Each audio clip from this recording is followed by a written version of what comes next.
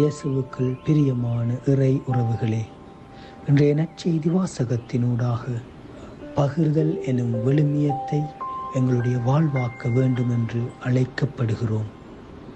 அதாவது இன்றைய வாசகத்திலே கூறப்பட்டது போல இயேசுவை தேடி நாடி ஓடி வருகிற மக்கள் திரளை பார்த்து இயேசு மனம் இறங்கி கருணை கூர்ந்து கூறுகிறார், அவர்களுக்கு உண்ண உணவு கொடுங்கள் என்று.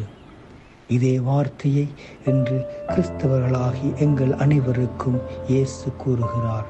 அவ்வாறு கூறுகிற பொழுது நாங்களும் எங்களுடைய வாழ்க்கையிலே பகிர்தல் எனும் விழுமியத்தை வாழ்வாக்க கடமைப்பட்டிருக்கிறோம்.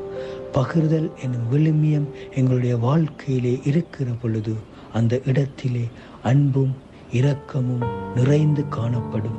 அவ்வாறு நிறைந்து காணப்படுகிற பொழுது நாங்களும் இயேசுவிற்கு ஏற்ற பிள்ளைகளாக வாழ கடமைப்பட்டிருக்கிறோம். வாழும் பிள்ளைகளாக மாறுவோம்.